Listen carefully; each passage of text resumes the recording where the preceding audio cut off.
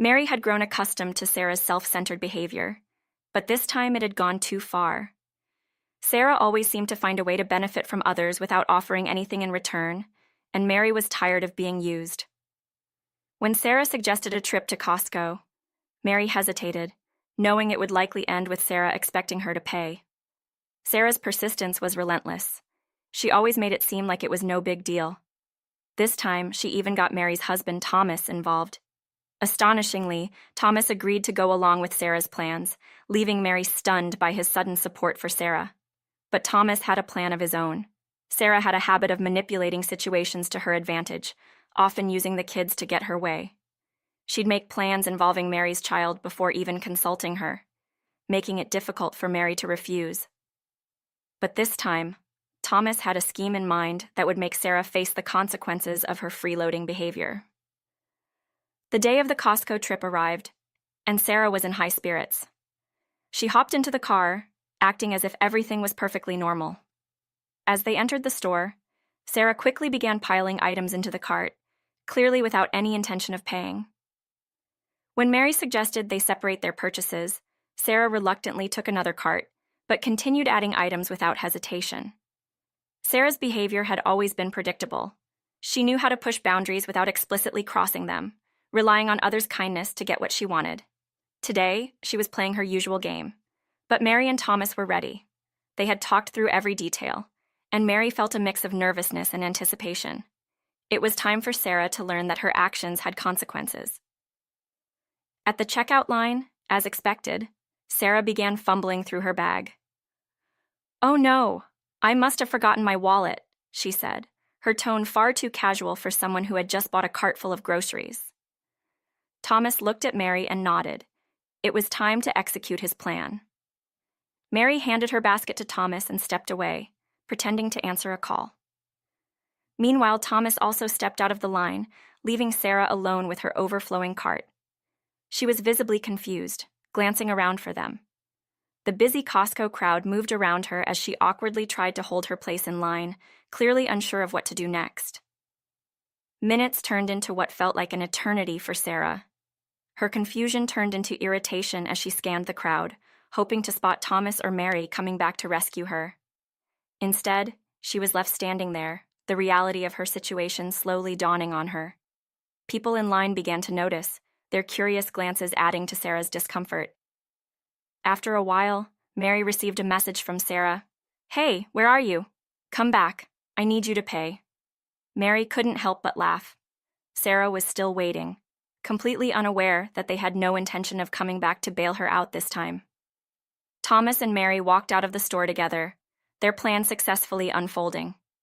They could see Sarah furiously calling them, her face red with frustration. "How could you leave me like that?" she screamed over the phone. "You know I didn't have my wallet." Thomas remained calm. "If you don't have your wallet, you can't shop. It's simple. We're tired of always covering for you, Sarah." His voice was steady, without any hint of apology. Sarah's protest continued, but Thomas had had enough. He started the car, leaving Sarah behind.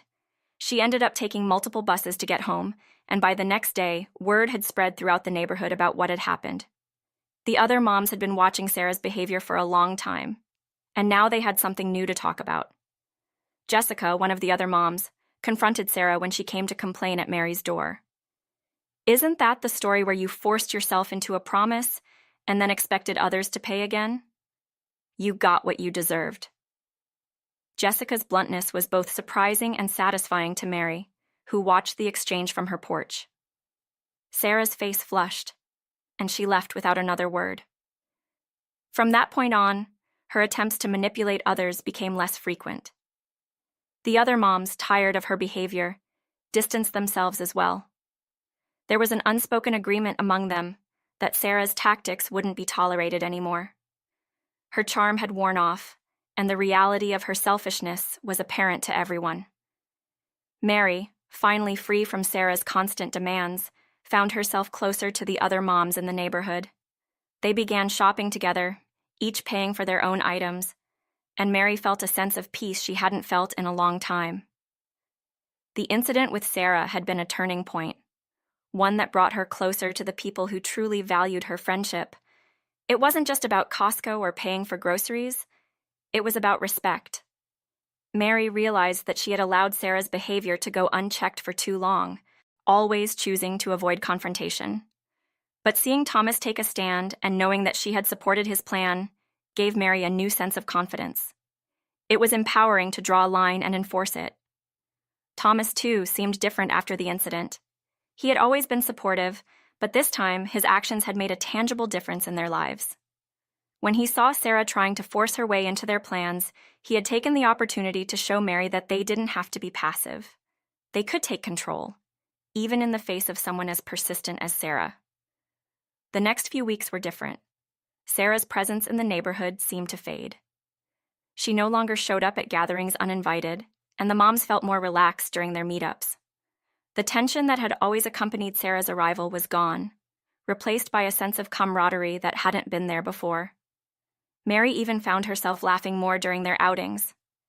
She realized that her reluctance to confront Sarah had prevented her from fully enjoying these friendships. Now, without the constant worry of being taken advantage of, she could be herself. She could spend time with her friends without the looming shadow of Sarah's manipulations. One afternoon, Mary was sitting with Jessica and a few of the other moms at the local park. The kids were playing on the swings, their laughter echoing across the playground. Jessica turned to Mary, a smile playing on her lips. "You know, I think that was the first time anyone has ever stood up to Sarah like that. It was about time." Mary nodded, a smile spreading across her face. "I think we all needed it. I just hope she learned something from all this." "Maybe she will, maybe she won't," Jessica replied. "But either way, we're better off." The others nodded in agreement, and Mary felt a warmth spread through her. It was a sense of belonging, of knowing that she was surrounded by people who truly cared for her, not because of what they could get from her, but because of who she was. Days turned into weeks, and Sarah's isolation became more apparent. She had tried, on a couple of occasions, to regain her foothold in the group, but the dynamic had shifted. People were polite, but distant. They had seen her true colors, and the trust she had broken couldn't be mended with a few insincere smiles or empty apologies. Mary found solace in her strengthened relationships with the other moms. They began organizing more activities together: trips to the park, family dinners, and even movie nights. The atmosphere was light and enjoyable, free from the constant demands that Sarah used to impose on them. One day, Mary received a message from Sarah. It was short, almost curt. "I know you think I'm selfish, but I never thought you'd leave me like that. I guess I deserved it." Mary read the message a couple of times, her emotions mixed. There was no apology, just a vague acknowledgement of what had happened. It wasn't enough for her to feel any sympathy. Mary decided not to reply. She knew that nothing she said would change the way Sarah saw herself or her actions.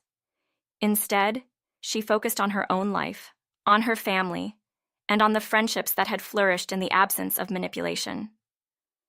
The next weekend, Mary and Thomas decided to have a small barbecue at their house, inviting the neighborhood families. The sun was shining, and the kids were running around the yard, their laughter filling the air. The smell of grilled food mixed with the scent of freshly cut grass, and Mary found herself smiling as she looked around at her friends. Thomas walked over, handing her a plate. "Looks like everyone's having a good time," he said, his eyes scanning the crowd. "No drama, no freeloaders, just good friends." Mary nodded, her eyes meeting his. "Thank you," she said, her voice soft, "for everything, for standing up for us." Thomas smiled, leaning in to kiss her forehead. "Always." As the day turned into evening and the sky filled with hues of orange and pink, Mary felt a deep sense of contentment. The events at Costco had been a catalyst for change, one that had brought her closer to her family and her friends. It wasn't just about drawing boundaries, it was about valuing herself and the people who truly valued her. Sarah might not have understood why they left her behind that day, but Mary knew it had been the right thing to do.